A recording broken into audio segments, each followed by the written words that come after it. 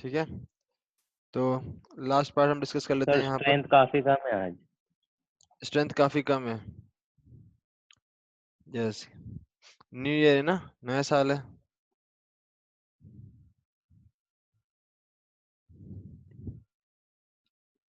चलिए हम शुरू कर लेते हैं। तो हम सबसे पहले यूजेस देख लेते हैं कि कहाँ पर हम यूज करते हैं बोरोन और बोरोन के कंपाउंड्स। और फिर एल्यूमिनियम के, वैसे इंपॉर्टेंट एल्यूमिनियम के कंपाउंड्स हमारे ज़्यादा सिलेबस में नहीं है, तो हम सिर्फ यूजेस देख लेंगे एल्यूमिनियम के।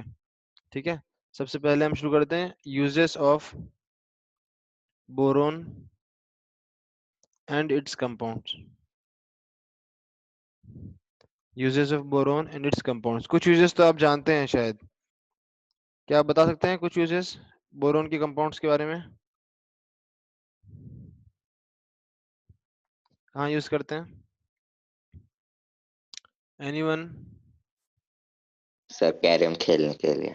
कैरम खेलने के लिए यूज करते हैं, और कहाँ यूज करते हैं? रिएक्शंस।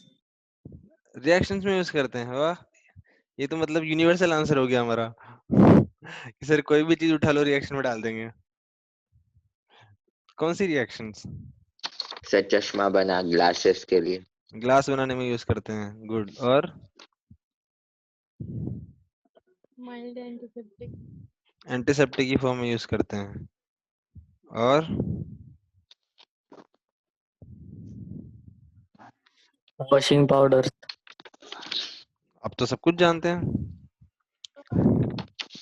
चलिए कुछ यूजेस हम यहाँ पे लिख लेते हैं जल्दी से, ठीक है। चलिए कुछ इंपॉर्टेंट यूजेस हम यहाँ पे लिख लेते हैं। Number one, it is extremely hard. It is extremely hard. चलिए अब देख लो यहाँ पर देख लो सब।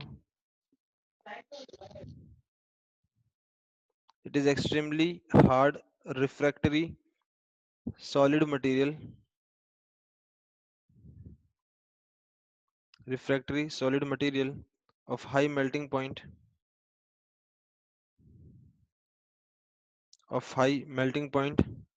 low density and low electrical conductivity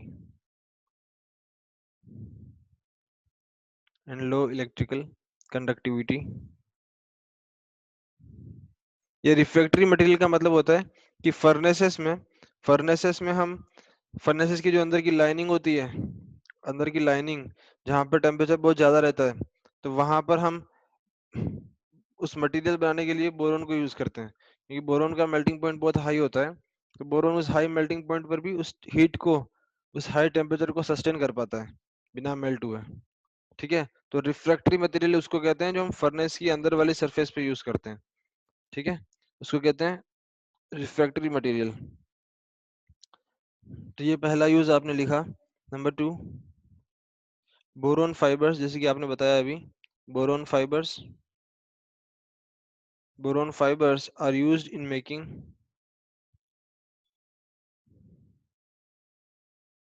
are used in making bulletproof jackets.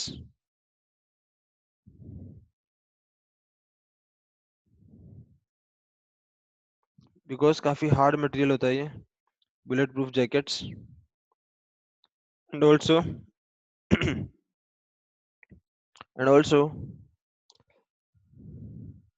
light materials,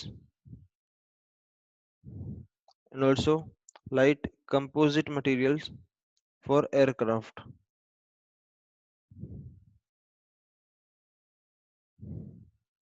Light composite materials for aircraft. तो जनरली हम यहाँ पर बोरोन, एल्यूमिनियम, इनके अलॉयज यूज करते हैं एयरक्राफ्ट कंस्ट्रक्शंस में।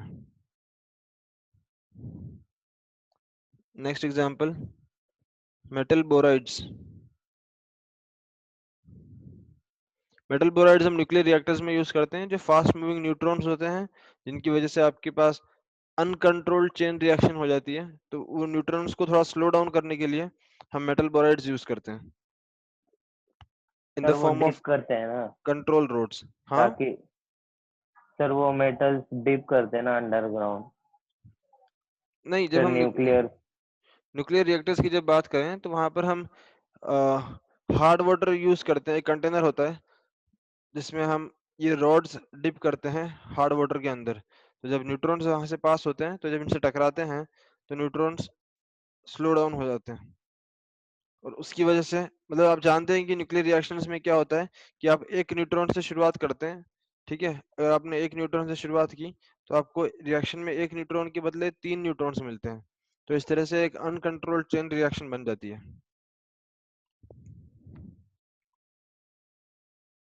ठीक है। तो इसको बोलते हैं moderator which is used to slow down the neutrons. तो वो जो मैंने आपको सेटअप बताया कि जहां पर हम हार्ड वाटर भरते हैं, तो hard water is used as moderator and this metal borides are used as control roads.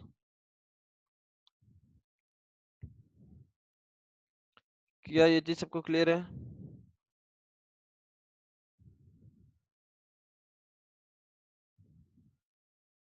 तो आप ये यूज लिखेंगे, metal borides are used in, metal borides are used in nuclear reactors as control rods, as control rods. Next, जैसा कि आपने बताया कि हम ग्लास बनाने में यूज करते हैं, ठीक है। कौन से ग्लास? हीट रेजिस्टेंट ग्लासेस बनाने में यूज करते हैं, heat resistant glasses and fibre glasses. So borax and boric acid,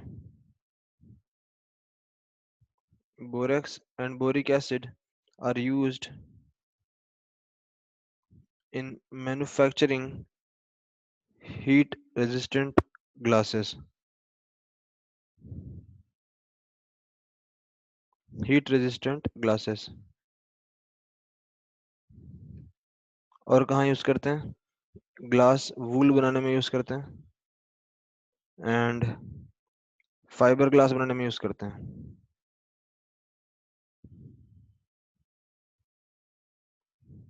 यहाँ तक सब कुछ क्लियर है? Yes sir. एक यूज इसका सर और लिख हीट लेंगे हम। रेजिस्टेंट ग्लास में हीट रेजिस्टेंट ग्लास का मतलब है, जैसे आपने देखा होगा कि वेल्डिंग वगैरह में जो लोग एक शील्ड पहनते हैं, मतलब वेल्डिंग अपना चेहरा ढकने के लिए, ठीक है। उसमें आपने देखा होगा एक शील्ड होती है, ग्लास शील्ड होती है। तो जहां पर भी काफी हाई टेम्परेचर से आप डील करते हैं तो वहां पर हीट रेजिस्ट मतलब आपको उतना हीट ना लगे, इसी के लिए हीट रेजिस्टेंट ग्लासेस यूज करते हैं, ताकि जो क्रैक ना हो उतनी हीट पर भी, उतने हाई टेम्परेचर सराउंडिंग में भी जो क्रैक ना हो, और आपको हीट ना लगे, उससे आपको डैमेज ना हो उस हाई हीट से, इसलिए हीट रेजिस्टेंट ग्लासेस यूज करते हैं। Yes sir. इसमें एक यूज आप और लिख लेना, last use, that borax is also used as flux for soldering metals, for soldering metals, ठीक है।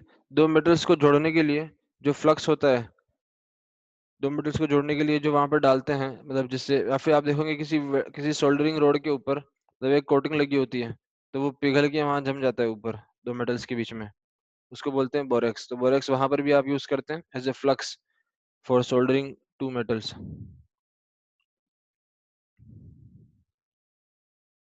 यहाँ तक सब कुछ क्लियर है?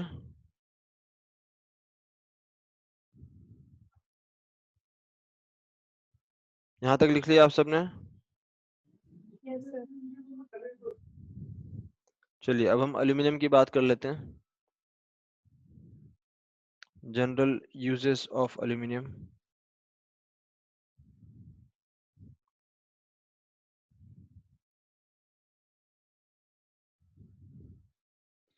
जनरल यूजेस ऑफ एल्यूमिनियम, आपको पता है एल्यूमिनियम के यूटेंसिल्स यूज किए जाते थे पहले, Yes, sir. ठीक है। सर पर काला पड़ जाता था। हाँ, काला पड़ जाता था और थोड़ा टॉक्सिक भी रहता है उसमें, जो आप कुकिंग करते थे तो वो थोड़ा टॉक्सिक बन जाता था, इसलिए आजकल एल्यूमिनियम के बर्तनों का यूज जो है बंद कर दिया है, ठीक है। सर पर एक तरह से अच्छा था ना सर वो। अच्छा था। सर मतलब एक बार ऑक्सीडेशन हो गया तो बार बार नहीं होता ना। हाँ वो ठीक है, लेकिन हेल्थ पॉइंट ऑफ व्यू से उतना ज्यादा अच्छा नहीं था, हाँ, इसीलिए। वरना मतलब कुकिंग के लिए, मेल्टिंग पॉइंट वगैरह के लिए, कंडक्टिविटी के हिसाब से तो काफी अच्छा है, थर्मल कंडक्टिविटी के हिसाब से। तो इसमें हम कुछ चीजें लिख लेते हैं।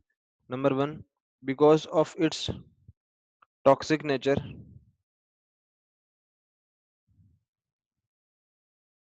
because of its toxic nature, aluminium and its compounds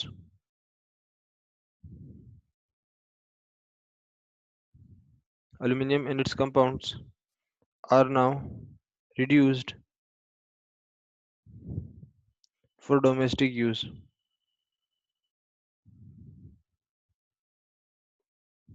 Number 2, aluminium generally हम यूज करते हैं मतलब ऑटोमोबाइल्स की, इनफैक्ट एयरक्राफ्ट्स की बॉडी बनाने के लिए, क्योंकि लाइट वेट होता है काफी, इसलिए इसे यूज किया जाता है। ठीक है, और कुछ चीजें आप लिख लेंगे यहाँ पर। It has high thermal and electrical conductivity,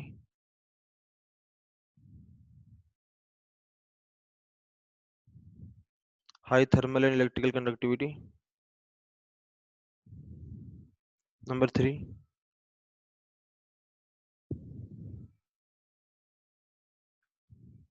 it is bright silvery white metal.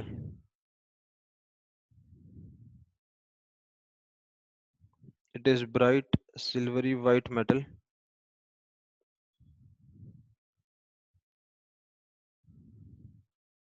having high tensile strength.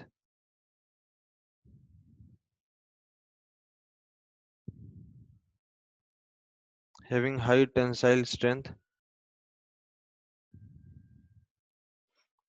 ठीक है, और एक पॉइंट और लिख लीजिए आप। It forms large number of alloys.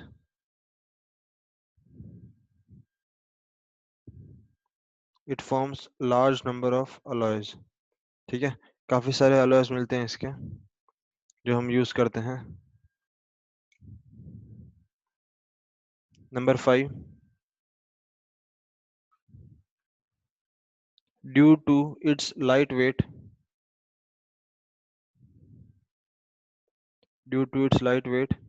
used in making aircraft parts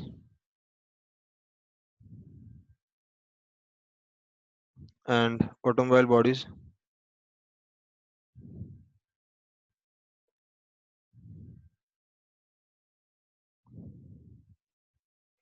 यहाँ तक क्लियर है? Yes sir. तो इस तरह से यहाँ तक हम बोरोन और sir what is aluminium. Tensile strength? Tensile strength क्या होता है? देखो, टेंसाइल स्ट्रेंथ का मतलब है कि जिसको आप खींचने पर वो रेजिस्ट कर सके, मतलब वो फ्रैक्चर ना हो जाए, बीच में टूट नहीं जाए। ठीक है, तो जो मेटल जितना ज्यादा खींचा जाने पर टूटता नहीं है, उस प्रॉपर्टी को बोलते हैं टेंसाइल स्ट्रेंथ। समझ पा रहे हैं? मतलब टेंजेंशियल डायरेक्शन में यस। या फिर टेंसाइल स्ट्रेंथ कितना वो ज्यादा रखता है अपना, कि ताकि वो फ्रैक्चर ना हो, उस प्रॉपर्टी को प्रॉपर्टीज ऑफ बोलते हैं मैटर टेंसाइल में है। स्ट्रेंथ। हाँ, मेटल्स में आप ये सारा पढ़ते हैं। यहाँ तक सब कुछ क्लियर है? Yes sir. Yes, चलिए, sir. तो हम नेक्स्ट चैप्टर शुरू करते हैं, मतलब इसी चैप्टर सर का 1 दूसरा part. Minute, last point note करना। इसी चैप्टर का दूसरा पार्ट शुरू करते हैं। अभी तक हम कौन सा ग्रुप पढ़ रहे थे यहाँ पर? सर 13। Group number 13। तो नेक्स्ट हम ग्रुप 14 शुरू करते हैं।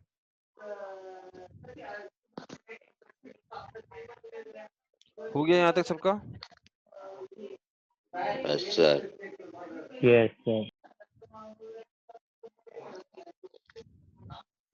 चलिए, तो हम ग्रुप नंबर 14 शुरू करते हैं आज से। नए साल में 14 ग्रुप की शुरुआत करते हैं। Group number 14, carbon family.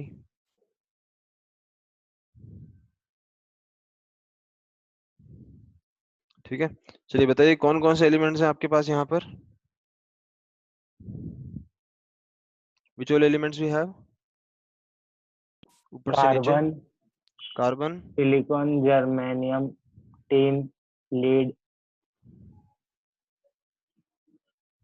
ठीक है, ये एलिमेंट्स हैं आपके पास। याद रखने का तरीका बहुत आसान है।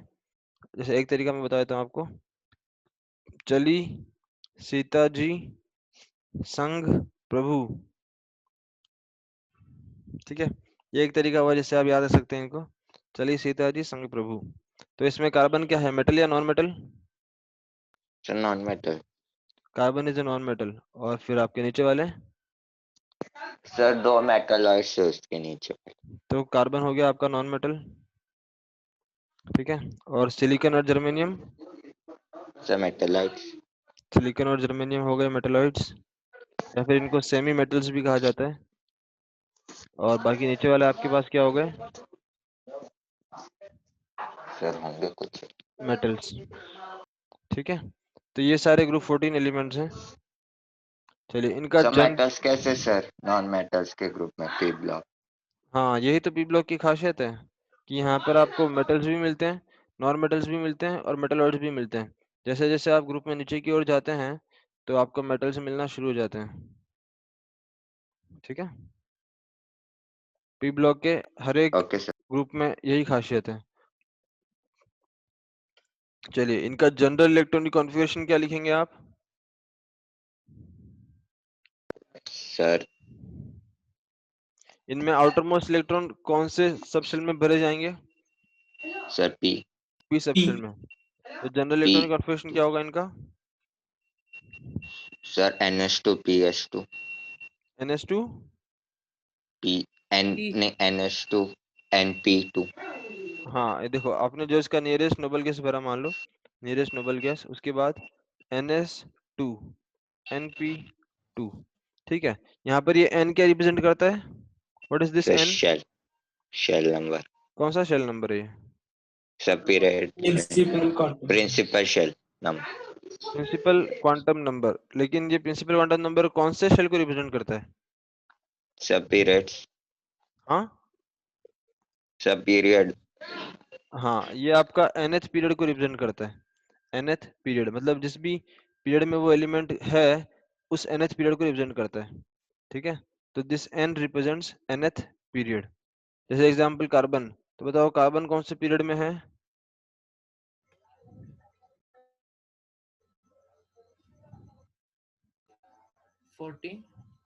पीरियड पूछ सर रहा हूँ मैं बेटा, सेकंड। Period period. सेकंड।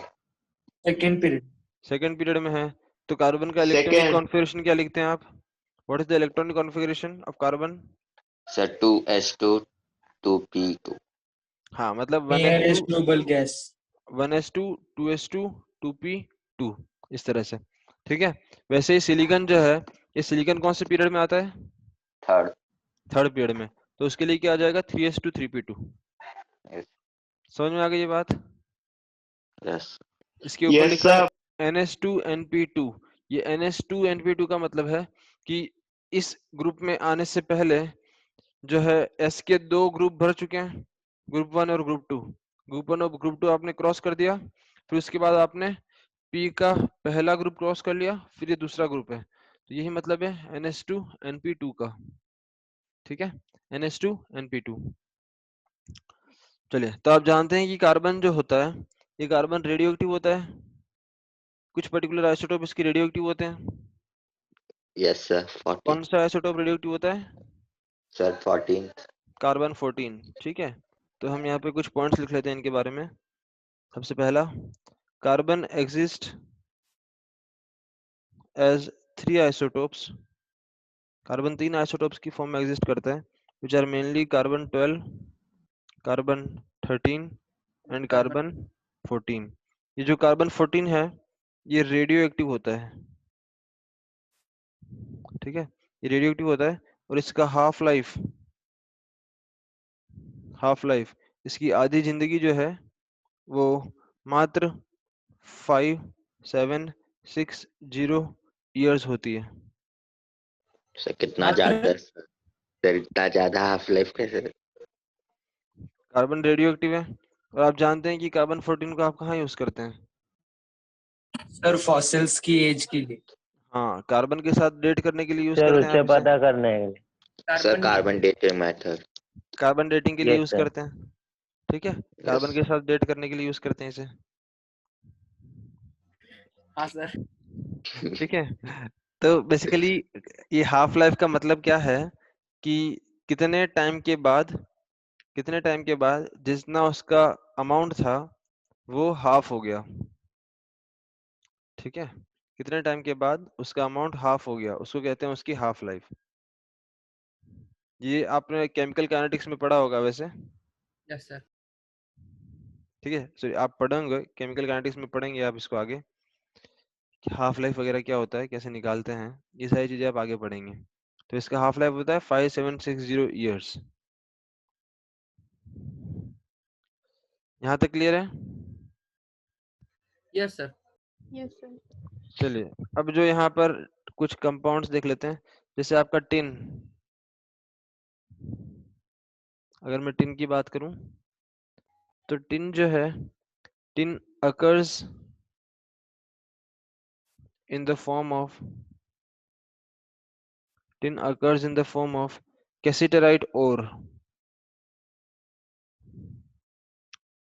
कैसिटराइट ओर की फॉर्म में हमें मिलता है अर्थ क्रस्ट में। कैसिटराइट ओर क्या होता है? SnO2, इसका नाम है कैसिटराइट, ठीक है। And lead, lead occurs as PbS, PbS इसका नाम होता है गैलेना। ये ओर्स के नाम हैं। तो लेड का जो इम्पोर्टेंट ओर है, तो सबसे ज्यादा इम्पोर्टेंट ओर जिससे लेड मिलता है उसको बोलते हैं PbS गैलेना। और टिन SnO2 से मिलता है, उसका नाम है कैसिटराइट। यहाँ तक सब कुछ क्लियर है? Yes yes yes sir. चलिए अब कुछ चीजें पढ़ते हैं इनके बारे में। सबसे पहले हम बात कर लेते हैं इनकी कोवेलेंट रेडियस। कोवेलेंट रेडियस, तो आप तो जानते हैं कि जैसे हम ग्रुप में नीचे की ओर जाते हैं तो साइज बढ़ती है या कम होती है? इंक्रीज। तो साइज इंक्रीज बढ़ती होती है। है, ठीक है। आप यहाँ पर देख भी सकते हैं कि जैसे अगर मैं ग्रुप में नीचे की ओर जाता हूँ तो देखो साइज बढ़ रही है, यस सर। देख पा रहे हैं ना आप? यस जब सर। आप ग्रुप में नीचे की ओर जाते हैं, तो आप किसी भी ग्रुप में नीचे की ओर जाते हैं तो साइज बढ़ती है, ठीक है। तो अगर हम यहाँ पे लिखें कार्बन की सिलिकॉन से कम होती है और germanium, then tin and then lead, तो ये ट्रेंड आपको यहाँ पर देखने को मिलता है। लेकिन ये जो कार्बन और सिलिकॉन के बीच में काफी बड़ा गैप हमें देखने को मिलता है, ये बहुत कंसिडरेबली हाई गैप होता है।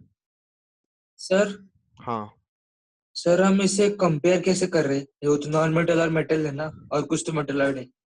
हाँ, लेकिन हम इतना तो जानते हैं कि जैसे जैसे हम ग्रुप में नीचे की ओर जाते हैं तो इलेक्ट्रॉन्स जो है वो नए नए शेल में ऐड होते जा रहे हैं। जब नए नए शेल में इलेक्ट्रॉन्स ऐड होते जाते हैं तो हम रेडियस कैसे चेक करते हैं? किसी भी एक स्फेरिकल ऑब्जेक्ट की आप रेडियस कैसे चेक करते हो? उसका सेंटर और आउटर मोस्ट सरफेस से डिस्टेंस, ठीक है। तो यहाँ पर कैसे चेक करते हैं हम एटम्स के अंदर? आउटर मोस्ट शेल और न्यूक्लियस के बीच का डिस्टेंस। तो जैसे जैसे आप जो अगला अगला इलेक्ट्रॉन है, अब अगर आप ग्रुप में नीचे जाओगे तो एक नया नया शेल ऐड होता जाता है, तो वो न्यूक्लियस से ज्यादा दूर चलता जाता है, इसलिए आप समझते हैं कि साइज बढ़ता जाता है नीचे की ओर जाने पर, कोवेलेंट रेडियस इंक्रीजेस, ठीक है। यहाँ तक क्लियर है? Yes sir. मैंने यहाँ पे लिखा है कि कार्बन और सिलिकॉन के बीच में काफी बड़ा गैप देखने को मिलता है, ऐसा क्यों? क्यों ऐसा?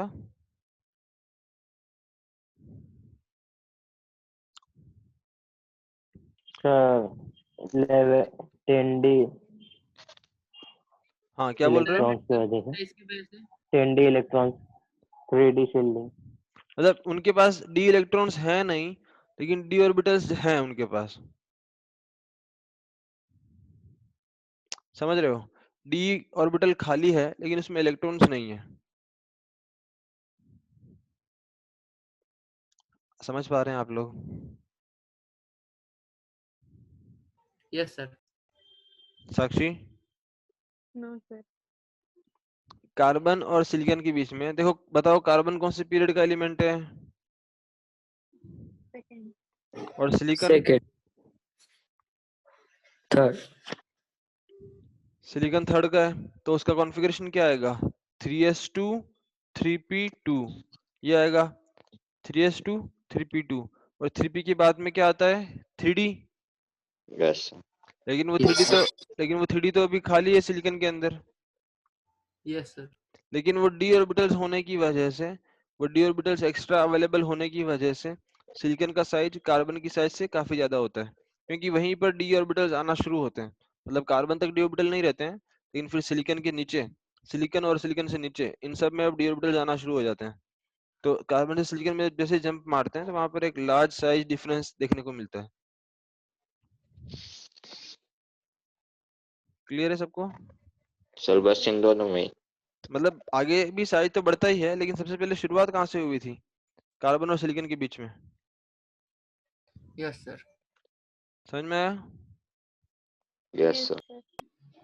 तो ये हो गया कोवेलेंट रेडियस। नेक्स्ट टॉपिक हम लिखेंगे आयनाइजेशन एंथैल्पी।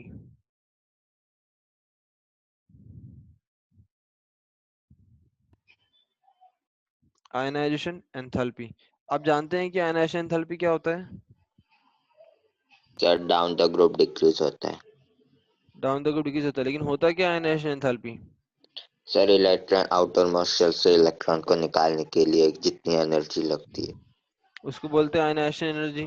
ठीक है, तो देखो अब जब आप एक पीरियड में आगे की तरफ मूव करते हो, जब आप एक पीरियड में लेफ्ट टू राइट मूव करते हो, तो एटॉमिक रेडियस कम होती है या बढ़ती है? सर कम होती है। कम होती है। आप यहाँ पर देख भी सकते हैं, देखो P4 पीरियड, और जैसे जैसे आप लेफ्ट टू राइट मूव कर रहे हैं तो वैसे यहाँ पर साइज कम होती जा रही है। सर पर पी ऐसा नहीं रहता, P ऐसा ही होता है ना? ये तो फ्लैट हो गई। हाँ, तो फ्लैग हो गया। लेकिन है तो एक तरह का P ना। तो जैसे जैसे आप पीरियड में लेफ्ट टू राइट मूव करते हैं सर वैसे वैसे इनमें इनर्ट पैर इफेक्ट्स नहीं दिखते हैं ना? दिखते हैं। मैंने आपको बोला था इनर्ट पेयर इफेक्ट कहाँ कहाँ दिखते हैं, कौन कौन से ग्रुप में दिखते हैं? 13 14। 13 14 यानी 15। Yes sir. तीन ग्रुप, पर तीन ग्रुप। इनका इफेक्ट कम होगा ना सर कंपैरेटिवली 13 से? हाँ, इनर्ट पेयर इफेक्ट रहेंगे, लेकिन इनर्ट पेयर इफेक्ट का आपको उसका इफेक्ट कहाँ देखने को मिलता है? मतलब ग्रुप के नीचे या ऊपर? नीचे। सर नीचे। हाँ नीचे, है ना? तो उसकी हम बात करेंगे भी आगे धीरे धीरे। लेकिन यहाँ पर आप ये समझ लें कि जब आप किसी पीरियड में लेफ्ट टू राइट मूव करते हैं तो इफेक्टिव न्यूक्लियर चार्ज बढ़ जाता है। इफेक्टिव न्यूक्लियर चार्ज बढ़ने की वजह से न्यूक्लियस का आउटर मोस्ट इलेक्ट्रॉन पर फोर्स ऑफ अट्रैक्शन बढ़ जाता है, जिसकी वजह से वो इलेक्ट्रॉन थोड़ा सा अंदर की तरफ खिसक जाता है। तो उसकी वजह से साइज क्या हो जाती है? कम हो जाती है। ठीक है, तो बताओ यस सर। ग्रुप 13 की साइज बड़ी होगी या ग्रुप 14 की? सर ग्रुप 13 की। 13. 13। ग्रुप 13 की साइज बड़ी होगी। ठीक है, मतलब नाइट्रोजन फैमिली के सदस्य साइज में बड़े होंगे कार्बन फैमिली वालों से। तो सर उल्टा बोला। नाइट्रोजन फैमिली वाले सदस्य कार्बन फैमिली वालों से छोटे होंगे, छोटे होंगे। लेकिन Okay. बोरॉन फैमिली वाले, सर बड़े होंगे। Body. बड़े. बोरॉन फैमिली वाले बड़े होंगे। ठीक है, तो आयनाइजेशन एनर्जी किसकी ज्यादा होगी, कार्बन फैमिली की या बोरॉन फैमिली की? Sir carbon. Boron sir. Carbon. Boron. मैंने पूछा आयनाइजेशन एनर्जी कौन से ग्रुप की ज्यादा होगी, कार्बन फैमिली या boron family? Sir boron family. Sir carbon. Carbon family. जो छोटा हो, छोटे से इलेक्ट्रॉन निकालना मुश्किल है या बड़े से चार्ज ज्यादा इलेक्ट्रॉन होगा निकालना? सर छोटे से मुश्किल है इसलिए छोटे। कार्बन की ज्यादा होगी। हाँ ठीक है, तो यहाँ पर आप लिख लेंगे दैट आयनाइजेशन एनर्जी, मैं फर्स्ट आयनाइजेशन एनर्जी की बात कर रहा हूँ अभी, ionisation energy 1। So ionisation increase energy along the 1, period. Sorry sir increase होती है ना along the period. Along the period ionisation energy increase होती है, करेक्ट। तो ग्रुप 14 वालों की आयनाइजेशन एनर्जी ग्रुप 13 वालों से ज्यादा होगी। यहाँ तक सबको क्लियर है? यस ठीक है, चलिए अब बताओ कि जब हम ग्रुप में नीचे की ओर जाते हैं तो डाउन द ग्रुप डिक्रीज होती है सर। से down the decrease group ionisation energy decreases. Decreases. ठीक है, लेकिन यहाँ पर जब ट्रेंड देखा गया फर्स्ट आयनाइजेशन एनर्जी का इस ग्रुप के अंदर, तो थोड़ी सी डिस्क्रिपेंसी मिली यहाँ पर कि कार्बन, सिलिकॉन, जर्मेनियम के बाद नंबर आया लेड का और फिर नंबर आया टिन का। ठीक है, ये थोड़ी सी यहाँ पर डिस्क्रिपेंसी देखने को मिलती है कि लेड की आयनाइजेशन एनर्जी ज्यादा हो जाती है टिन से। ठीक है, क्यों हुआ ऐसा? क्योंकि जब आप ग्रुप में नीचे की ओर गए तो ये डी और एफ वाले इलेक्ट्रॉन भरना शुरू हो गए। हमने इनर्ट पेयर इफेक्ट में पढ़ा था ना ये यस सर। कि जब आप नीचे की ओर जाते हैं तो डी और एफ वाले इलेक्ट्रॉन्स भरना शुरू हो जाते हैं। तो अब डी और एफ वालों की पुअर शील्डिंग की वजह से, जैसे मान लो एक एक फुटबॉल का मैच चल रहा है, ठीक है, और गोलकी के बाजू में कुछ टीम वाले खड़े हैं जो गोल होने से बचा रहे हैं उसको। ठीक है, तो मतलब वो क्या काम कर रहे हैं? वो बेसिकली शील्ड का काम कर रहे हैं, मतलब रोक रहे हैं कि गोल ना हो जाए। ठीक है, लेकिन जो डी और एफ वाले जो गोलकीपर्स हैं, मतलब डी और एफ वाले जो प्लेयर्स हैं, तो डी एफ वाले प्लेयर्स थोड़े मतलब काफी बिखरे हुए रहते हैं फील्ड के अंदर, काफी बिखरे हुए रहते हैं। तो उसकी वजह से क्या होता है? Sir nucleus outer most electron को अट्रैक्टिव फोर्स। हाँ, तो मतलब गोल होना आपका आसान हो जाता है, गोल होने की चांसेस बढ़ जाते हैं। जब प्लेयर्स बिखरे हुए रहते हैं तो गोल होने के चांसेस बढ़ जाते हैं। ठीक है, आपको साफ साफ गोल दिखाई देने लगता है। तो उसकी वजह से क्या होता है कि ये डी और एफ इलेक्ट्रॉन्स की पुअर शील्डिंग की वजह से जो है लेड वाले में थोड़ा न्यूक्लियर फोर्स ऑफ अट्रैक्शन बढ़ गया। तो इलेक्ट्रॉन निकालना कहाँ से मुश्किल है, लेड से या टिन से?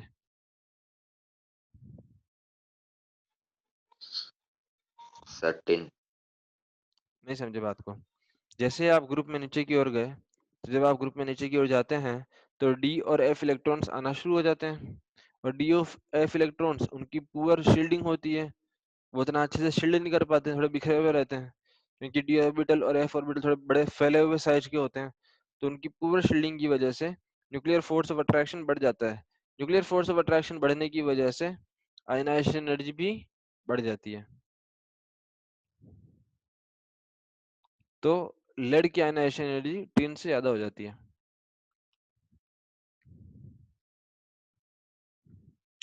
क्लियर है सबको? Yes sir. यस सबको क्लियर है ये? Yes sir. ये मैं आपको पहले भी काफी डिटेल में बता चुका हूँ जब हमने इनर्ट पेयर इफेक्ट की बात की थी। तो बस यहाँ पर आप इतना लिख लेंगे कि this is due to the poor shielding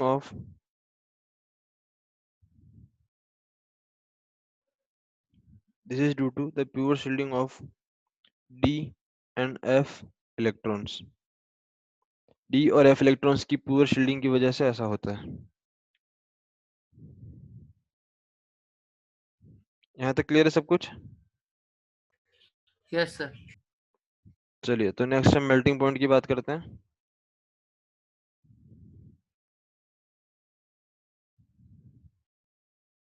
melting point, तो देखो मेल्टिंग पॉइंट में भी हमको ऐसा ही ट्रेंड देखने को मिलता है, that is carbon, silicon, germanium, lead और टिन। नेक्स्ट अगर हम बात करें बॉइलिंग पॉइंट की,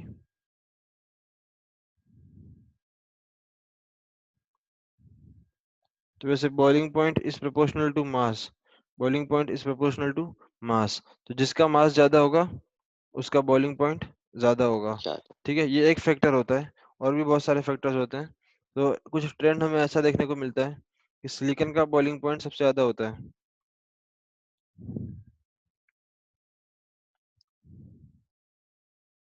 मतलब कहने का यही है कि मतलब जितने ज्यादा स्ट्रॉन्ग बॉन्ड्स बनेंगे, जितना ज्यादा स्ट्रॉन्ग बॉन्ड बनेगा उतना ज्यादा बॉइलिंग पॉइंट होगा।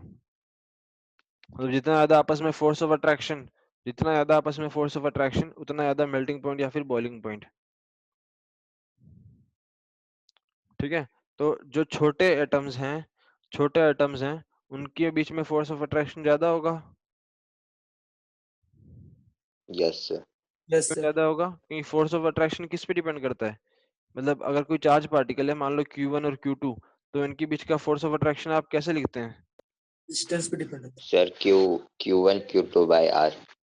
K Q1 Q2 by R square. है। Yes sir. यस सर तो R Q1 तो Q1 Q2 तो सेम रहेगा क्योंकि सब एक ही ग्रुप के हैं। ठीक है, सब एक ही ग्रुप के मेंबर्स हैं, उनके चार्जेस तो सेम रहेंगे, लेकिन रेडियस सबकी अलग अलग है। तो जिसकी रेडियस कम होगी उसका बॉइलिंग पॉइंट ज्यादा होगा। Yes sir. तो मैं यहाँ पर ऑर्डर लिख लेता हूँ। तो हमारा ऑर्डर हो जाएगा, सर फिर कार्बन सबसे छोटा होना चाहिए ना। कार्बन सबसे छोटा है, तो कार्बन, सिलिकॉन, जर्मेनियम, टिन और लेड। ठीक है, सर मेल्टिंग पॉइंट में ये नहीं होता है क्या, ये ट्रेंड सेम? मेल्टिंग पॉइंट में बस थोड़ा सा वो डिस्क्रिपेंसी है लेड और टिन को लेकर।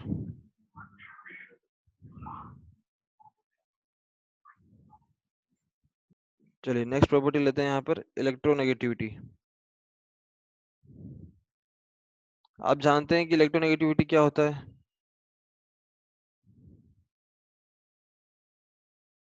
Yes sir. तो यस सर। ऊपर से नीचे की ओर आने में इलेक्ट्रोनेगेटिविटी बढ़ेगी या कम होगी?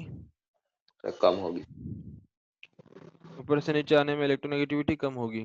ठीक है, ग्रुप 13 और ग्रुप 14 किसकी इलेक्ट्रोनेगेटिविटी ज्यादा होगी? बोरॉन फैमिली की या कार्बन फैमिली की? Sir carbon. Carbon. Carbon. Carbon family की। तो हम यहाँ पे लिख लेते हैं, due to small size,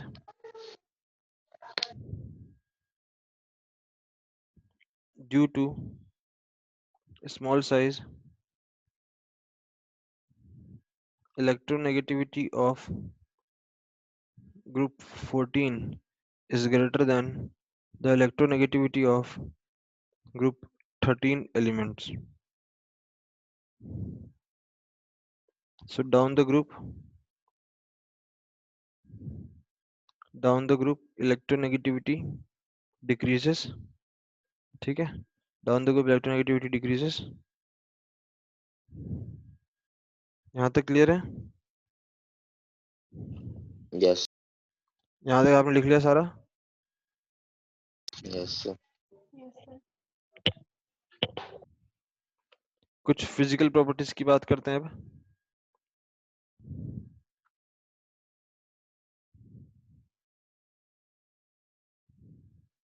Some physical properties of these elements. ठीक है, तो सबसे पहले तो आप ये लिख लेंगे that all group 14 members are solids। ठीक है, इस फैमिली के सारे सदस्य सॉलिड होते हैं।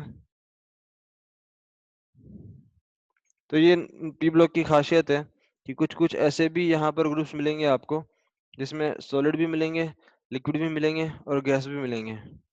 मतलब एक ही घर में सारी वैरायटी देखने को मिलेगी आपको। ठीक है, तो here in group 14 all the members are solid. Next point आप लिखेंगे that carbon is a non metal. Carbon एक बेचारा नॉन मेटल है और silicon and germanium are metalloids. ठीक है, ये हम वैसे पहले भी पढ़ चुके हैं, ये मेटलॉइड्स होते हैं। और tin and lead are metals, या फिर आप लिख लीजिए soft metals. Tin and lead are soft metals, soft metals with low melting point. ये हम ऑलरेडी पढ़ चुके हैं।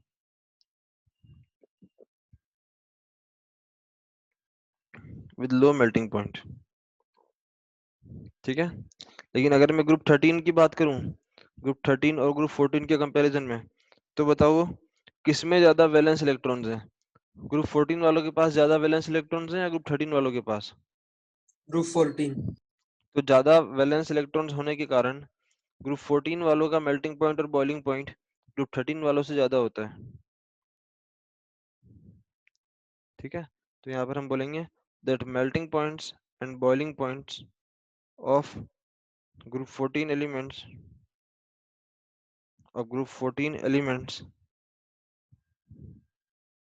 are higher than group 13 elements.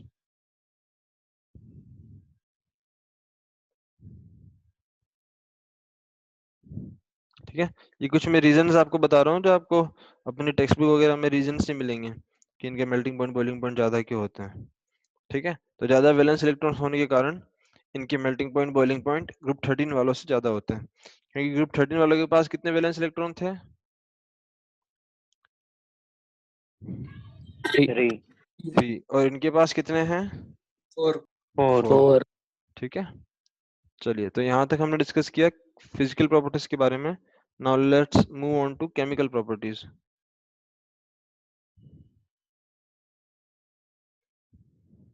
Chemical properties number 1, सबसे पहले हम यहाँ पर इनके ऑक्सीडेशन स्टेट्स की बात कर लेते हैं। Oxidation states, oxidation states and their trends in chemical reactivity, कि किस तरह से ये रिएक्शन शो करते हैं अलग अलग सब्सटेंसेस के साथ। Their trends in chemical reactivity, इसमें पहला पॉइंट हम लिखेंगे that group 14 elements have 4 electrons in their outermost shell. 4 electrons in their outermost shell, ये चीज हम जानते हैं यहाँ पर, मतलब S में 2 होते हैं और P में 2 होते हैं। ठीक है, लेकिन जैसे जैसे आप ग्रुप में नीचे की ओर जाएंगे, जैसे जैसे आप कार्बन की फैमिली में नीचे की ओर जाएंगे, तो उनकी वैलेंसी कितनी होती जाएगी धीरे धीरे? धीरे धीरे उनकी वैलेंसी पे क्या फर्क होगा नीचे की ओर जाने से?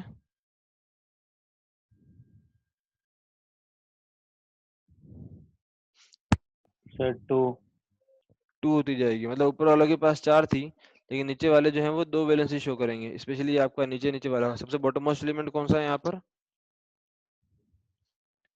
विच is the bottom most lead element? Lead lead. तो लेड लेड बेचारा सिर्फ 2 ही बॉन्ड बना पाता है। ठीक है, जब ऊपर वाले सारे मजे करते हैं और 4 बॉन्ड बनाते हैं, तो लेड को 2 में ही संतुष्ट रहना पड़ता है। ठीक है, जब आपको पूछा यस जाए कि कौन ज्यादा स्टेबल होगा, PbI2 या PbI4? so PBI PbI2 will be more stable. ठीक है, in fact PbI2 exist and PbI4 doesn't exist due to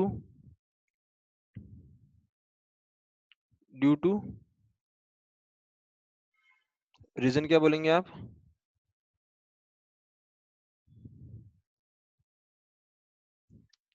क्यों ऐसा हुआ लेड के साथ? Sir inert pair effect inert pair effect के कारण। ठीक है, next, common oxidation states exhibited by these elements, the common oxidation states exhibited by these elements are +4 and +2। ठीक है, लेकिन जो कार्बन है, ये कार्बन नॉन मेटल होने के कारण carbon even exhibit negative oxidation state. Carbon even exhibit negative oxidation state. ठीक है, सर एग्जांपल। कार्बन का नेगेटिव ऑक्सीडेशन स्टेट का एग्जांपल चाहिए आपको? यस देखो, बहुत सारे कंपाउंड्स होते हैं वैसे, जैसे मैं एक बताता हूँ, कार्बाइड्स। कार्बाइड जैसे बेरिलियम कार्बाइड, बेरिलियम कार्बाइड होता है B2C। ठीक है, calcium carbide CaC2, magnesium carbide Mg2C3, aluminium carbide Al4C3। तो आप देखो यहाँ पर कि ये जो पहला कंपाउंड है बेरिलियम कार्बाइड B2C, इसके अंदर बेरिलियम पे कितना ऑक्सीडेशन स्टेट है? +2। ठीक है, +2 तो आपके पास कितने बेरिलियम है यहाँ पर? 2। तो 2 so बेरिलियम पे +1 चार्ज कितना होगा? +4। मतलब इस कार्बन पे चार्ज कितना होगा? -4 -4। ठीक है, इस कैल्शियम पे कितना चार्ज है? +2, तो प्लस यहाँ पर +2 इन दो कार्बन पे मिला के कितना आया -2, मतलब हर एक कार्बन पे आ गया -1। ठीक है, वैसे यहाँ पर एक मैग्नीशियम पर +2, तो दो पर +4 +4, तो ये 3 कार्बन पर so -1 -4, इस तरह से। एल्यूमिनियम एल्यूमिनियम पे होता है +3 +3, तो +3 होता है वैसे एक एल्यूमिनियम पर, +12 +12, तो इस पे कितना आ गया -12, -4 -4, इस तरह से। ठीक है, तो ऐसे कार्बाइड्स होते हैं, एलाइलाइड्स होते हैं, और भी कुछ कुछ आयंस होते हैं जिनमें कार्बन नेगेटिव ऑक्सीडेशन स्टेट भी शो करता है। सर ये नहीं समझा लास्ट वाला, कौन सा वाला? सर कार्बाइड्स वाला। देखो, बेरिलियम पर ऑक्सीडेशन स्टेट कितना होता है? +2, है ना? क्या ये चीज क्लियर है आपको? देखो, बेरिलियम बेरिलियम ये जो बेरिलियम है आपका, ये कौन से ग्रुप का एलिमेंट है? सेकंड सेकेंड ग्रुप का। सेकंड सेकंड और सेकेंड ग्रुप वाले सारे कितने ऑक्सीडेशन स्टेट शो करते हैं? +2 2 +2, तो ये एक बेरिलियम ने शो किया +2, तो दो बेरिलियम कितना शो करेंगे? +4 +4। ठीक है, अब ये आयनिक कंपाउंड है सारे, ये सारे आयनिक कंपाउंड्स हैं, तो आयनिक कंपाउंड तो तभी बन सकता है जब जितना कैटायनिक चार्ज हो उतना ही क्या होना चाहिए? Anionic charge. ठीक है, तो अगर बेरिलियम के ऊपर टोटल चार्ज आया +4, तो उसके पड़ोसी पे कितना आना चाहिए? -1 -4 -4। वैसे ही अगर कैल्शियम के ऊपर आया +2, तो पड़ोसी पे आएगा -2। ठीक है, वैसे ही अगला एग्जांपल, अगर एक मैग्नीशियम पर +2 होता है, तो दो पे कितना होगा? +4, तो पड़ोसी पे कितना आया? -4। समझ में आ रहा है एग्जांपल? सर मतलब पड़ोसी के कितने भी एलिमेंट होने दो, element, means sir number of moles number C3। Of number of atoms, हाँ सर। नंबर ऑफ एटम्स, हाँ वो कोई मैटर नहीं करता। Just give me 1 second.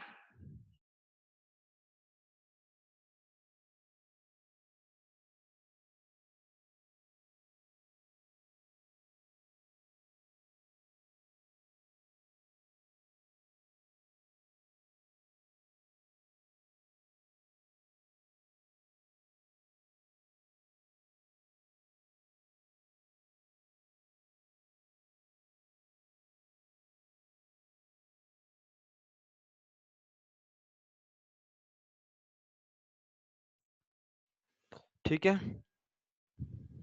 तो मैं आपको बता रहा था कि जितना कैटायनिक चार्ज होगा उतना ही क्या होना चाहिए? Anionic charge. यहाँ तक क्लियर है? Yes, sir. चलिए, तो हम आगे चलते हैं। तो इस तरह के कार्बाइड्स जो हैं, जब इन कार्बाइड्स की आप हाइड्रोलिसिस करेंगे, वो हम आगे पढ़ेंगे वैसे। ठीक है, तो जब भी हम इन कार्बाइड्स का हाइड्रोलिसिस करते हैं, तो इनसे हाइड्रोक्साइड्स मिलते हैं, और हाइड्रोक्साइड्स के साथ साथ कुछ हाइड्रोकार्बन गैसेस यहाँ पर रिलीज होती हैं। ठीक है, चलिए इसमें एक पॉइंट आप और लिखेंगे यहाँ पर, that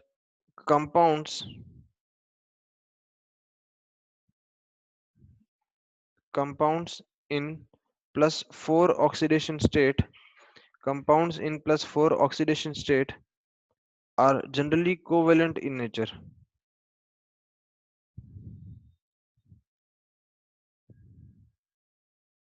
Are generally covalent in nature.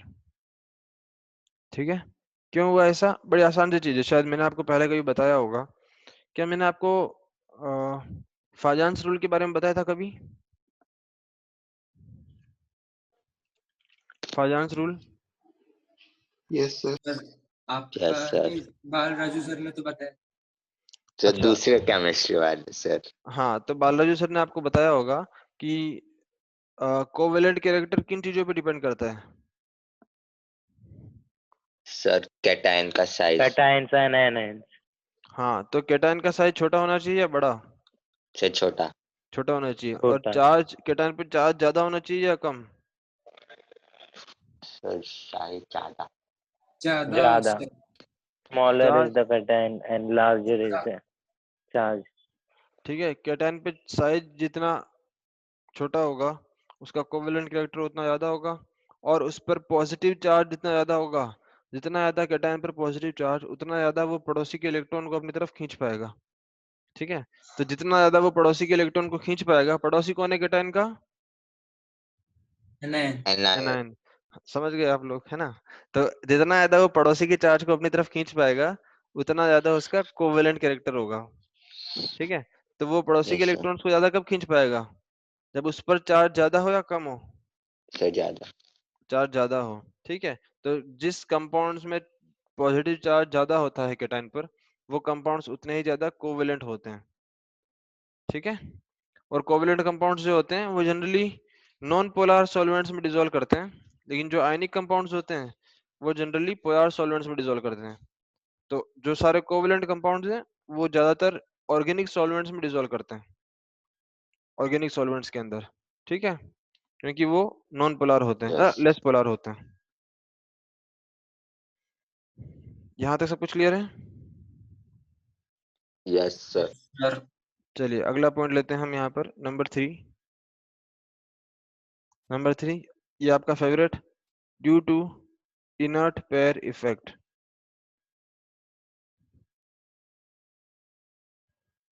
Due to inert pair effect on moving down the group. देखो ये चीज आपको अच्छे से आना चाहिए कि इनर्ट पेयर इफेक्ट क्या होता है, मैंने आपको बहुत बार बता दिया ये। Yes, sir. Due to inert pair effect on moving down the group, the tendency of ns2 electrons, ये जो s के 2 इलेक्ट्रॉन्स हैं, इसका बॉन्डिंग में पार्ट लेने की टेंडेंसी कम होती है बढ़ती है? सर कम होती है। कम होती है। So due to inert pair effect on moving down the group, the tendency of ns2 electrons of the valence shell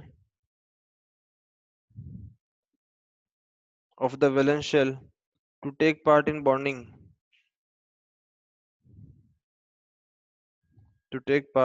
bonding decreases.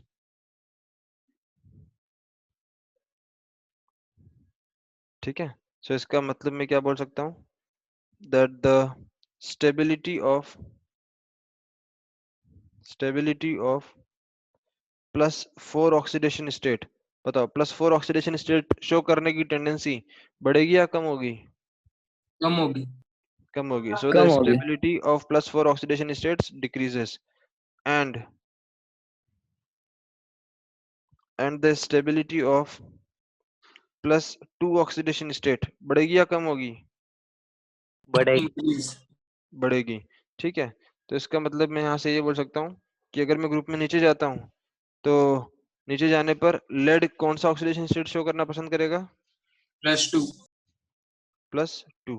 ठीक है, तो इसका मतलब ऑर्डर में ये बोल सकता हूँ दैट, अगर मैं यहाँ पे लिखता हूँ order of +2 oxidation state stability, +2 oxidation state की स्टेबिलिटी, तो सॉरी क्या बोलेंगे, जर्मेनियम, टिन एंड लेड। मतलब ऊपर वाले तो जनरली +2 शो करेंगे ही नहीं, नीचे जैसे जैसे हम नीचे की तरफ मूव करना शुरू करेंगे तो +2 शो करने की टेंडेंसी बढ़ने लगेगी। ठीक है, यहाँ तक क्लियर है सबको? Yes, sir. Sir. Next point आप लिखेंगे यहाँ पर, number 4, that carbon and silicon they mostly show +2 oxidation, sorry +4 oxidation state. Carbon and silicon mostly show +4 oxidation state. ठीक है, अब हम इनके कुछ इंपॉर्टेंट ऑक्सीडेशन स्टेट्स के बारे में देख लेते हैं कि ये क्या क्या ऑक्सीडेशन स्टेट शो करते हैं, oxidation states of these elements.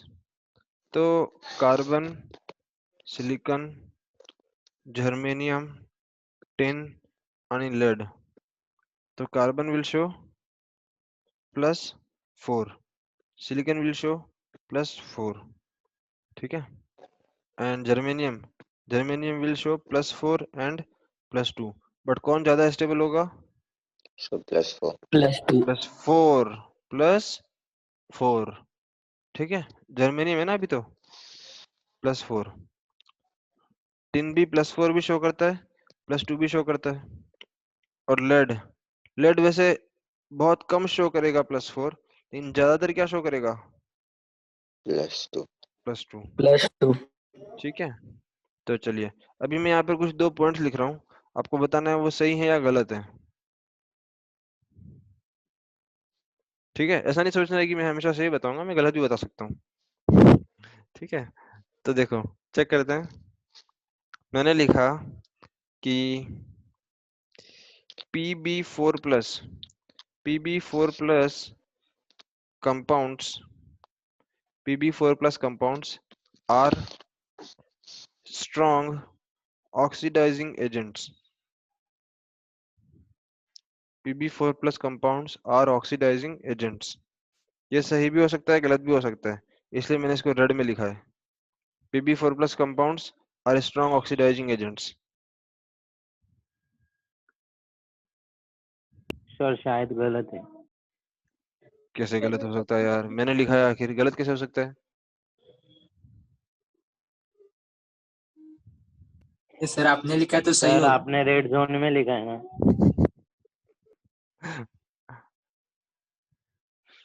क्यों गलत है बताओ?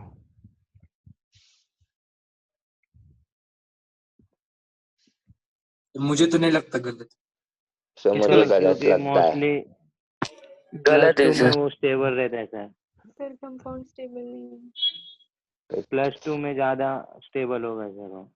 +2 में ज्यादा स्टेबल होगा, तो फिर +4 वाले ऑक्सीडाइजिंग एजेंट की तरह रहेंगे या नहीं रहेंगे? सर वो रहते ही नहीं है। वो रहते ही नहीं है। नहीं मतलब रहते हैं पर ज्यादा स्टेबल वही रहेंगे +2 वाले। अरे देखो वो बात तो सही है, ये बात तो सही है कि ब्लड जो है वो +2 में ज्यादा स्टेबल होता है एज कम्पेयर टू +4, ये तो आप सबको समझ में आता है ना। अब मुझे ये बताओ कि ऑक्सीडाइजिंग एजेंट का मतलब क्या होता है? सर खुद रिड्यूस नहीं, सर खुद को रिड्यूस करना। हाँ खुद रिड्यूस जो हो जाना, खुद रिड्यूस हो जाए और अपना बलिदान देकर दूसरों को क्या करें वो, ऑक्सीडाइज करवा दे। ऑक्सीडाइज। ठीक है, जो दूसरों को ऑक्सीडाइज कर दें और खुद रिड्यूस हो जाए, यही बात है यस ना, सर, ऑक्सीडाइजिंग एजेंट मतलब यही होता है। तो यस सर। बताओ क्या लेड 4+ वाले कंपाउंड ऐसी हरकत करेंगे कभी? नो सर, कभी नहीं करेंगे ऐसी हरकतें। सर खुद का संभालेंगे ना सर, खुद का नहीं संभाल रहा स्टेबल ना होके। अरे तो ऑक्सीडाइजिंग एजेंट म्हणजे काय आहे? सर खुद रिड्यूस हो जाएंगे। ऑक्सीडाइजिंग एजेंट म्हणजे जो खुद क्या हो जाए, रिड्यूस, और दूसरों को क्या यस सर, करें, ऑक्सीडाइज। ऑक्सीडाइज। तो लेड 4+ ऐसा करेगा या नहीं करेगा?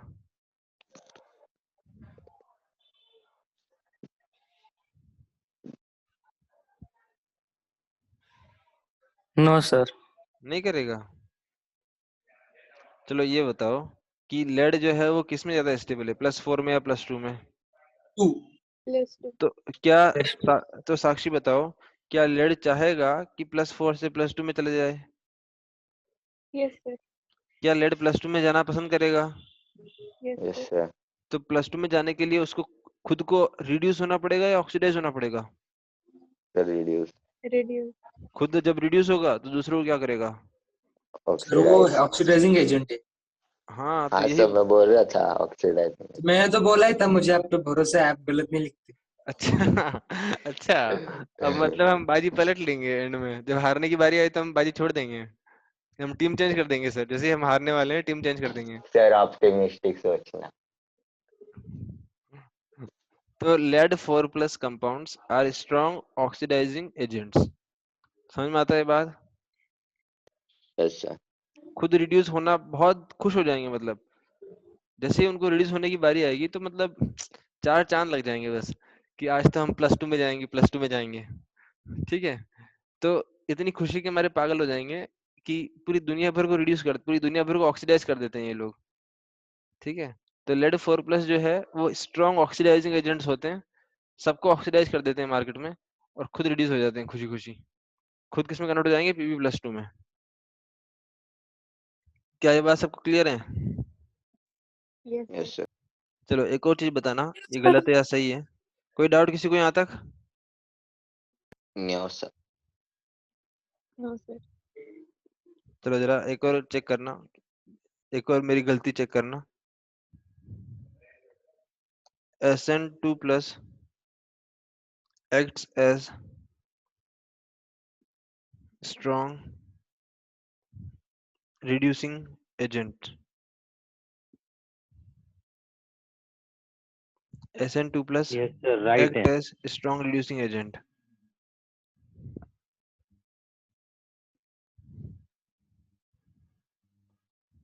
देखो फिर से मैंने रेड में लिखा है। नहीं सर, राइट यहाँ है पे वो सर। +4 में जाना पसंद करेगा तो 3+2 में खुश है या +4 में? +4 में। +4 में जाना पसंद करेगा टीन।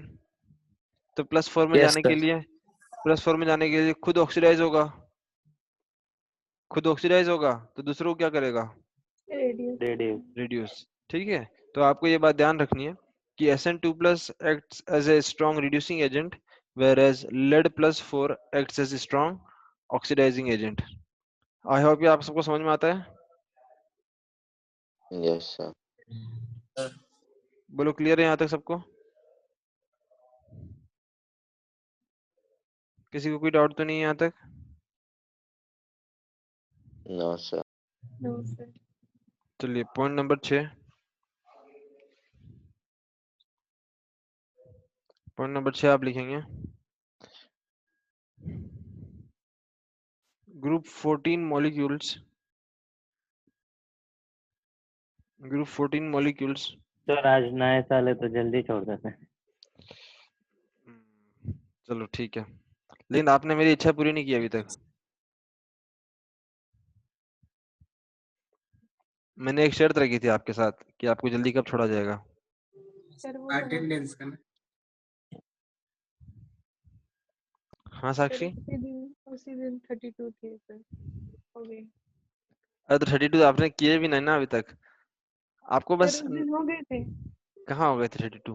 वो तो किसी सर और दिन हमने की बात है। रेसिप्रोकल किया ना सर 32 का, मतलब उल्टा मिरर इमेज की ना सर 23। अरे उल्टा तो बहुत कम है।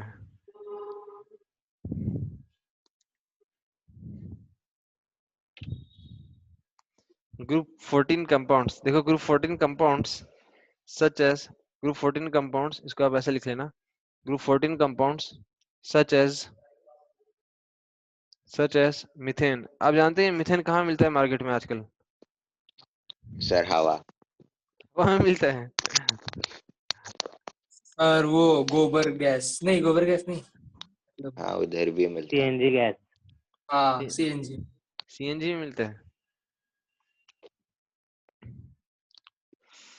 सबसे ज्यादा कहाँ मिलता है? सर जहाँ पे तो कंबशन हो ऊपर रहा में। है। हाँ, सर जहाँ पे कंबशन हो रहा सबसे ज्यादा मार्शल लैंड्स में मिलता है, मार्शल लैंड्स में। Yes sir. मार्श गैस बोलता है इसी वजह से। ये सबसे ज्यादा कहाँ मिलता है? मार्शल लैंड्स में मिलता है। मार्शल लैंड्स का मतलब क्या होता है?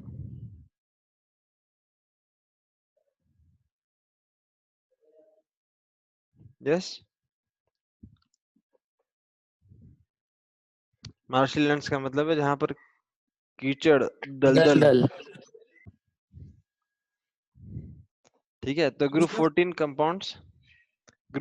Compounds such as methane are electron precise molecule. ये इलेक्ट्रॉन प्रिसाइज मॉलिक्यूल का क्या मतलब है कि इनके पास जितने इलेक्ट्रॉन्स इनको मतलब खुद को स्टेबल करने के लिए, खुद का ऑक्टेट कंप्लीट करने के लिए चाहिए हैं, बस उतने ही इलेक्ट्रॉन है इनके पास। ठीक है, कुछ समाज सेवा नहीं करते हैं ये लोग कुछ समाज सेवा नहीं करते हैं, मतलब खुद कोई का पेट लोन, भरते हैं। हाँ बस खाली खुद का पेट भरते हैं और खुश रहते हैं ये लोग। ठीक है, मतलब कोई लोन पेयर ऑफ इलेक्ट्रॉन्स नहीं है इनके पास। जैसे आप देखेंगे कि कार्बन के जो मोस्ट ऑफ द कंपाउंड्स होते हैं, कार्बन के मोस्ट ऑफ द कंपाउंड्स ये बस खुद में खुश रहते हैं लोग। ठीक है, तो कुछ भी लोन पेयर नहीं रखते हैं अपने पास, जिससे कि किसी को लोन पे रास्ते चलते किसी को देना पड़ जाए, तो किसी को देने की नौबत नहीं रखते हैं, बस खुद में खुश रहते हैं इलेक्ट्रॉन्स। तो इनको बोलते हैं इलेक्ट्रॉन प्रिसाइज या फिर इलेक्ट्रॉन सफिशिएंट मॉलिक्यूल्स। ठीक है। और अगर कार्बन की बात करें तो कार्बन तो और भी ज्यादा करता है। Carbon can't even expand it's octet. Carbon can't expand it's octet, अपना ऑक्टेट ये एक्सपांड भी नहीं कर सकता। बाकी के जो एलिमेंट्स हैं नीचे वाले, वो कभी कभी अपना ऑक्टेट तो एक्सपांड कर लेते हैं कम से कम, लेकिन कार्बन तो अपना ऑक्टेट भी एक्सपांड नहीं करता। क्यों नहीं करता?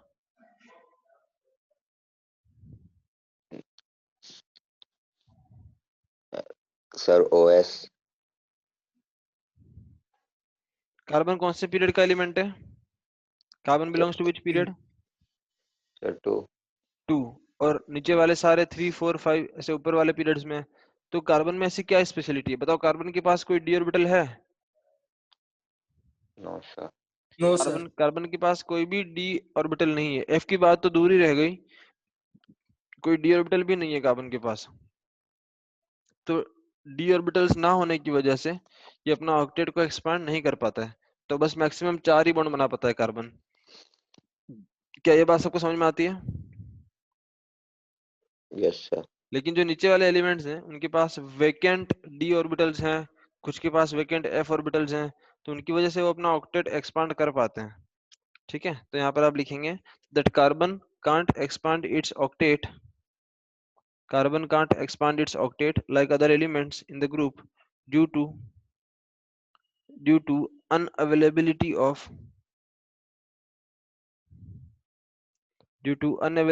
of vacant d or f orbitals। ठीक है,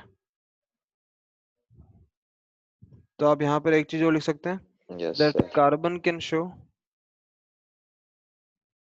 maximum 4 covalency। Carbon can show maximum 4 covalency, whereas other elements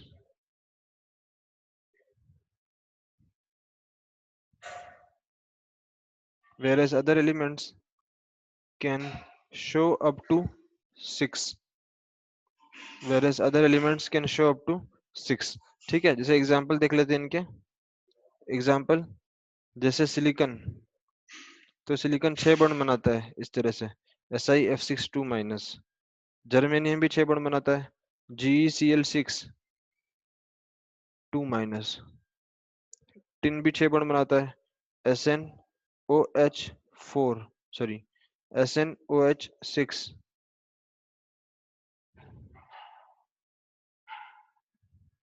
SnOH6 2-। Sir पर इनकी वैलेंसी तो 4 होती है ना। किसकी? हाँ नहीं नहीं, वैलेंसी 4 मतलब ऑक्सीडेशन स्टेट 4 है। ऑक्सीडेशन स्टेट, तो ऑक्सीडेशन स्टेट तो आप चेक कर लो ना, भले ही सबका +4 ही है। समझ रहे हो? सर फिर ऑक्सीडेशन, ये 6 इलेक्ट्रॉन कैसे ये कर सकते हैं?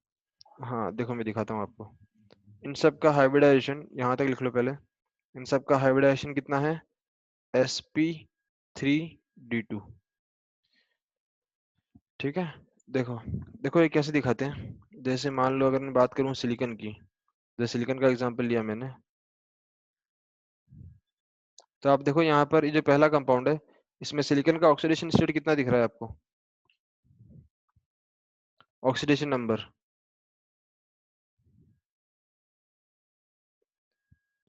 +2।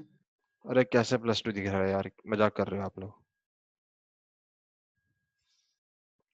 +1। हाँ,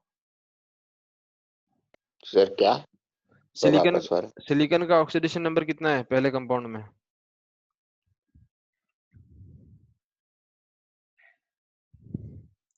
पहले कंपाउंड में सिलिकॉन का ऑक्सीडेशन नंबर कितना है? सर 4। +4 है। हाँ सर। सिलिकॉन का ऑक्सीडेशन नंबर है +4। ठीक है, तो सिलिकॉन का इलेक्ट्रॉनिक कॉन्फ़िगरेशन क्या लिखते हैं वैसे? 1s2 2s2 2p6 3s2 3p2। ठीक है, तो जब सिलिकॉन ने +4 शो किया तो उसके आउटर मोस्ट में से 4 इलेक्ट्रॉन चले गए, ये 2 चले गए और यहाँ से 2 चले गए। बोलो क्लियर है? Yes sir. तो इसका 3s खाली हो गया, इसका 3p खाली हो गया और 3d तो पहले ही खाली था, है ना? तो ये इसका 3s, ये इसका 3p और ये इसका 3d, इस तरह से ये इसका 3d हो गया। ठीक है, तो अब देखो 6 फ्लोरीन है इसके पास, 6 फ्लोरीन है इसके पास। तो यहाँ पर अब ये खाली ऑर्बिटल्स होने के कारण इसके पास अब डी ऑर्बिटल भी खाली हो गया। कार्बन के पास तो सिर्फ p तक ही होते हैं, s होता है और p होता है, तो लेकिन सिलिकॉन और इनके नीचे वालों के पास तो d भी आ गए। अब तो d की वजह से क्या हुआ, एक बॉन्ड यहाँ बनाता है, दूसरा यहाँ बनाता है, तीसरा यहाँ बनाता है, चौथा यहाँ, पांचवा यहाँ और 6th यहाँ पर। तो इस तरह से ये 6 बॉन्ड बना लेते हैं। तो इसी वजह से इनकी हाइब्रिडेशन क्या हो गई, sp3d2। तो बाकी के 3 क्यों नहीं बनाते सर फिर? मतलब मैक्सिमम 6 बॉन्ड्स ही बना सकते हैं ये लोग, अगर ज्यादा बनाएंगे तो देखो, अगर मतलब मैक्सिमम 6 फ्लोरीन ही आके जुड़ सकते हैं सिलिकॉन से।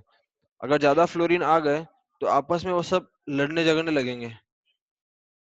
आप जानते हैं कि फ्लोरीन के पास लोन पेयर ऑफ इलेक्ट्रॉन्स होते हैं। ठीक है, अगर ज्यादा फ्लोरीन आसपास आ गए तो भैया सब में घमासान युद्ध शुरू हो जाएगा, क्योंकि सब में सबके पास 3-3 लोन पेयर ऑफ इलेक्ट्रॉन है, एक नहीं, दो नहीं, 3-3 लोन पेयर ऑफ इलेक्ट्रॉन है। हर एक फ्लोरीन के पास 3-3 लोन पेयर ऑफ इलेक्ट्रॉन है। तो उन लोन पेयर ऑफ इलेक्ट्रॉन्स की वजह से उनके बीच में रिपल्जन काफी ज्यादा हो जाएगा अगर ज्यादा मॉलिक्यूल्स आ गए तो। इसलिए मैक्सिमम 6 ही आ पाते हैं बस। तो मैक्सिमम 6 कोऑर्डिनेशन नंबर ये लोग शो करते हैं। तो जहां कार्बन सिर्फ 4 शो करता है, वहां नीचे वाले 6 तक शो करते हैं मैक्सिमम। बोलो यहाँ तक सबको क्लियर है? Yes, sir. चलिए, तो आज आपको जल्दी छोड़ देते हैं, ठीक है?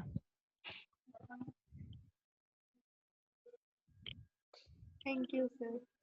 चलिए थैंक यू सर। जल्दी से अपना अटेंडेंस आंसर कर दीजिए।